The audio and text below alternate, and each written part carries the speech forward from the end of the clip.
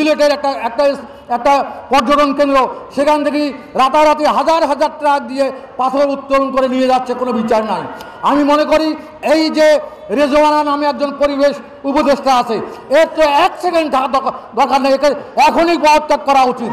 এই ধরনের অথর্ব, এই ধরনের অযোগ্য কিছু উপদেষ্টা আজকে এই দেশটাকে একটা ধ্বংসের দ্বার প্রান্তে নিয়ে যাচ্ছে। জাতীয় পার্টির একটা দালাল চক্র, যে রুহুল আমিন হাওলাদার শেখ হাসিনার ছবি নিয়ে পোস্টার ছাপিয়ে নির্বাচন করেছে, গত 24-এ নির্বাচন, যে আনিসুল ইসলাম মাহমুদ শেখ হাসিনার আশীর্বাদ পুষ্ট হয়ে তার ছবিটা প্রথমে দিয়ে নির্বাচন করেছে, যে চুন্নু এই নির্বাচন করেছে শেখ হাসিনার ছবি লাগিয়ে, তাদেরকে দিয়ে জাতীয় পার্টিকে ভাঙার একটা ষড়যন্ত্র। আমার মনে হয় সেই ষড়যন্ত্রের দাঁত ভাঙা জবাব দেওয়ার জন্য আমরা সর্বদা প্রস্তুত আছি। আজ থেকে ঘোষণা করছি, রংপুর ডিভিশনে এই দালাল চক্র, এই দালালেরা কোনো অবাঞ্ছিত তাদেরকে ঘোষণা করা হলো, এভাবে 18টা মামলা তার নামে দেওয়া হয়েছে। জিএম কাদের খুন করতে গিয়েছে, এই মিথ্যা মামলা করে মামলা বাণিজ্য করছেন, এর নাম রাখবেন, ওর নাম কেটে দেবেন, 5 লক্ষ টাকা দেন, 10 লক্ষ টাকা দেন, 50 লক্ষ টাকা দেন, এইভাবে তদবির করে সারা বাংলাদেশের প্রায় কোটিখানেক লোকের বিরুদ্ধে মামলা হয়েছে।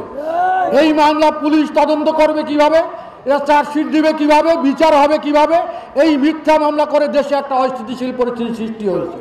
কালকে একটা স্টেটমেন্ট দেখলাম নাসিরউদ্দিন পাটোয়ারি সাহেব, আপনি বললেন যে এদিকে প্রধান উপদেষ্টা বলল যে ফেব্রুয়ারির প্রথমেই নির্বাচন হবে, তাই যে মালয়েশিয়া সফরে গিয়েছে সেখানেও উনি এই পুনর্ব্যক্ত করেছেন, অথচ নাসিরউদ্দিন পাটোয়ারি গতকালকে বলছেন এই বাংলাদেশে ফেব্রুয়ারিতে কোনো নির্বাচন হবে না।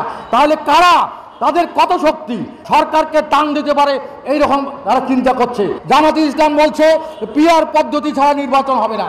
এই ধরনের একটা অস্থিতিশীল অবস্থা বিরাজ করা, বাংলাদেশকে একটা অকার্যকর দেশে পরিণত করার জন্য একটা অপচেষ্টা চলছে।